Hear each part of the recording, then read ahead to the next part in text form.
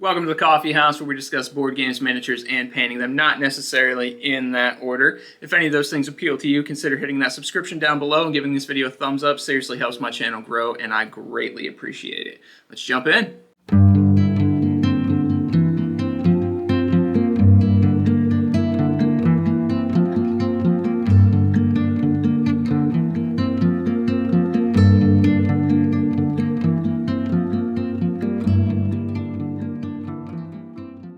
So in today's episode of Painting Cthulhu, Death May Die, we are going to tackle that many-tentacled beast, the Shoggoth. This is a relatively simple model to paint. We're only going to be using a couple of different colors. However, we are going to be diving in a little bit more into that OSL, that object source lighting that we tapped into a little bit in the Fire Vampires episode. Again, this is an optional step. You don't have to do this, but it really helps this model stand out and pop on the table. I try to keep it as simple as I can and explain it in as easy as possible terms. Hopefully you can follow along, and remember, just practice makes perfect. If you mess up, it's not a big deal. You can fix anything on this model, so don't stress it too much. And again, if you're not comfortable tackling such a technique, as simple as I try to make it, totally optional, don't even sweat it. Now, without me rambling any further, let's jump in. Alright, so we have our Shoggoth primed in all gray, full coverage. And we're going to go ahead and start with the flesh. So we've got a blend of Tyrian Navy and Hive Dweller Purple. The ratio that you're going for is roughly 4 drops of the Tyrian Navy to every 2 drops of the Hive Dweller Purple. And you're going to give that a good mix, and then you're going to take a big, bristly, heavy brush, and you're just going to slather it all over the model like so. You don't have to be too dainty here. You want a lot of paint on that brush. You want to make sure that it runs down and bleeds into all those cracks and crevices and coats every surface of all of those tentacles. Painting tentacles is a huge pain in the ass. It is really difficult to get full coverage on every single surface of the tentacles for whatever reason. Probably going to miss spots here and there. Don't stress it. Fix them as you see them. We're going around the entire model just like so, leaving these pustules, this fleshy bit along the back, untouched by that purple.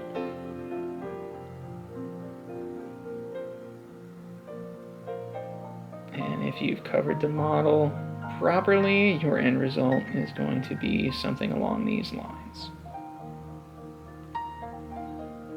We're going to switch to a smaller brush, and we're going to get this one tentacle that loops around and underneath back here.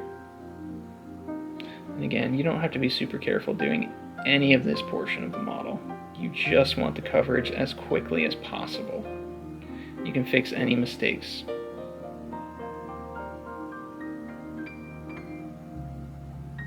So I'm cleaning up along the sides here, all the little places that my big brush couldn't get.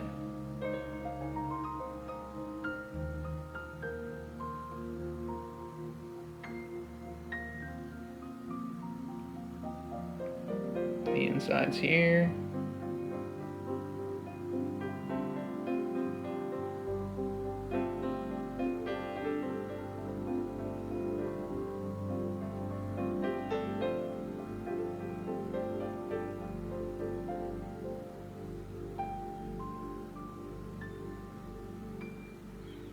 There we go, beautiful. So now we're going to take Goddess Glow. This is going to be for that fleshy part along the back, and you're going to go real heavy with this again because you want to make sure that all those little divots in those pustules pool with the Goddess Glow. You really want to make sure you get it in there, so be very generous. There's a lot of creases, there's a lot of texture back here, so you're going to want to go heavy to ensure full coverage and contrast. This little bit along the bottom here. Careful not to get too much on that arm that is sticking out down below. I know the very first time I painted this model, I missed that little detail. So now we're going to do some cleanup. So we're going to mix about a 50-50 ratio of that matte white and that ash gray to mimic my prime color. And I'm going to correct any little mistakes that I may have made, particularly along this arm. I got a little splash on it, so I want to make sure that's nice and clean. And we're going to go through and we're going to pick out all of the eyes along this guy's body with that same color. Now, with the color that we are using later on, this step is technically optional. The paint we're using will cover it, but I find that by doing this first, it's just that much brighter, which is what I'm going for. You want these eyes to be bright.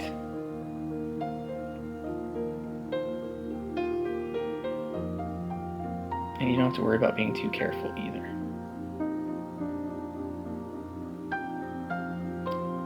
Pick out these teeth along the back that are sticking out. I assume they're teeth. They look like teeth. We'll go with teeth.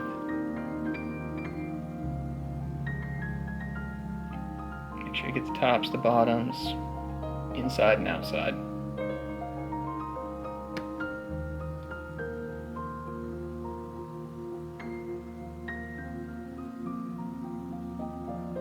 Now I'm just going to take some Crusader skin, which I did not show on camera, I apologize, and I'm just going to whack this arm with it. Again, not being careful, just slapping paint on there. You want to make sure you have full coverage.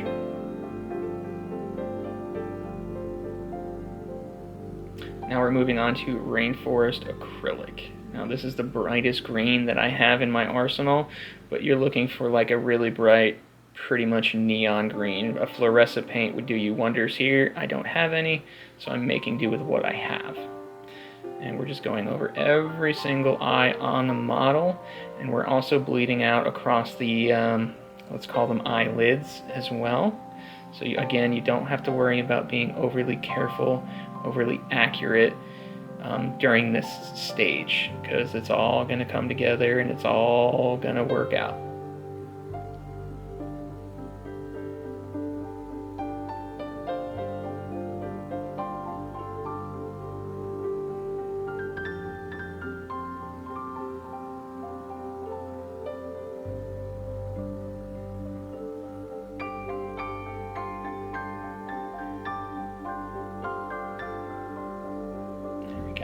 Make sure I'm getting every single eye on this model, and there's a ton.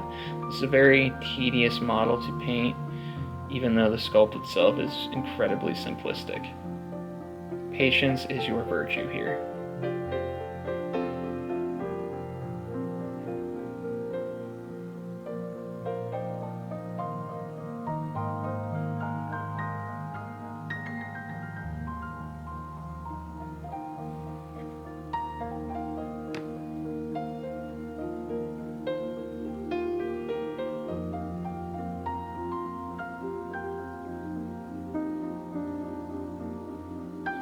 Now we're going to do the insides of the tentacles themselves. We're just going to dab drops of that same paint inside. Again, you don't have to worry about being overly careful here. Just plopping some paint down. My camera was having a really hard time focusing because of all the tentacles drawing attention, but you get the idea. You see what I'm doing. You're picking up what I'm putting down, and what I'm putting down is a whole lot of this green paint. So you're gonna end up looking something like this. Alright, so from here I'm using a dark green, angel green in this case, and I'm going to blend it on my palette with that same bright fluorescent green. There's going to be a few different gradients that I'm going to use, some a little darker, some much lighter. The main combination you're going to be using leans towards a more putrid yellow-green color.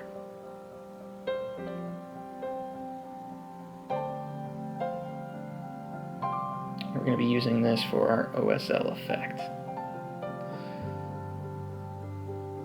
In my opinion, it's usually easier to start a little on the darker side and lighten up as needed. But just like when we were doing the fire vampires, what you're going to be doing is you're going to be running your brush along your palette or paper towel or whatever you're using until the paint is not opaque in the slightest. It's mostly translucent, and you want just enough paint on your tip to show some visibility after a few strokes, but not so thin that you don't have any control over it. You don't want this stuff just running all over your model willy-nilly because there's too much liquid in it.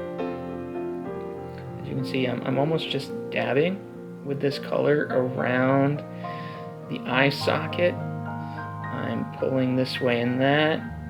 I'm going over the same spots again and again and again with this mostly translucent color. Now, the reason that we're doing this is because if you go heavy, you're not going to be able to see the paint underneath, you're not going to be able to see the details underneath, and you're going to lose the effect of the glow, which is the entire point of this. It should be very subtle. It's a subtle transition, it's a subtle gradient. That's why you use this super thin, super watered down, but not runny amount of paint. You barely want any paint on that tip, and the paint that you have, you want it to be incredibly thin. You should have to go over the same spots multiple times before you're able to really see the effect and the results. You can see me going over this again and again and again and again. Now, through the magic of editing, this entire process probably took me roughly 30 minutes to do this around every single eye. I'm only going to show a few minutes of that, but I am going to show it a lot because I really just want you to see what I'm doing with my brush, how thin the paint is that I'm using, and how much you can still see underneath this paint.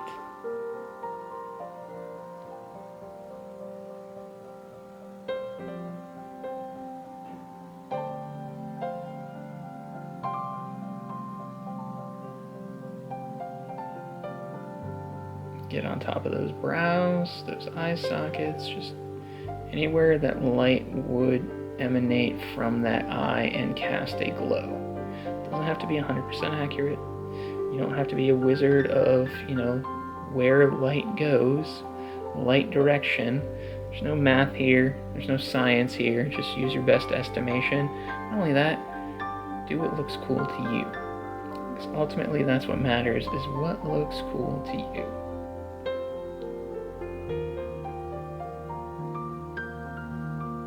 Super thin. Many, many, many short, small strokes.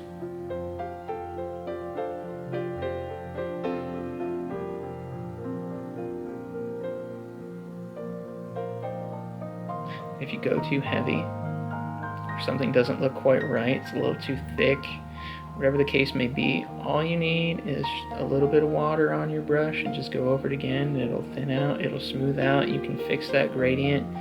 You can make that transition more gradual.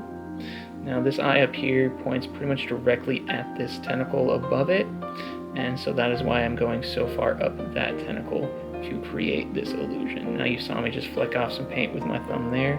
That is also another option if you get some paint somewhere that you're not necessarily happy with or it doesn't look right. And then we're going to repeat this exact same process at the tip of every single tentacle. Everything that you did to the eyes, you're going to repeat along these tentacles, super thin, multiple strokes, super light, watered down but not runny, largely translucent with just a slight bit of opacity is what you're going for. And again, this part's optional, but this light from this tentacle is pointing directly on it, and I'm just following the light source and doing what I think looks cool. That was a little heavy, so I find too that if you're doing something that looks just a little too heavy, you just dab it really lightly with your thumb, you're going to pick up just enough paint to slightly thin the effect and create a smoother blend. That's a technique that I feel like a lot of people don't talk about, but literally, I do it all the time. Just dab it with your thumb. It's going to look great. So we're going to take some pallid bone now that we've done all of that OSL, and we're just going to pick out these teeth with that. To dull that ancient stone, make it look more natural, make it look more normal, make them not pop out quite as much. And then we're going to finish with matte black all around the base and the rim.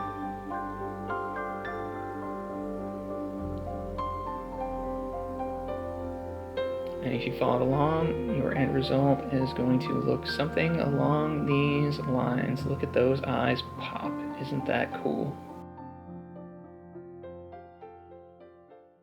All right, guys, that's going to do it for this week's episode. Thank you so much for watching. Thank you for following along. Thank you for painting along.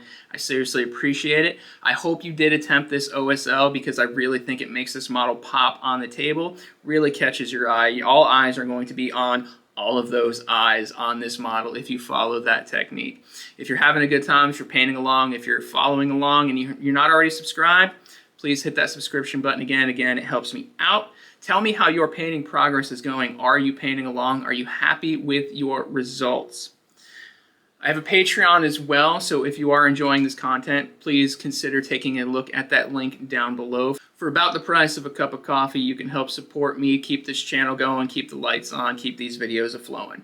I'll see you next week on the next episode, guys. Take care.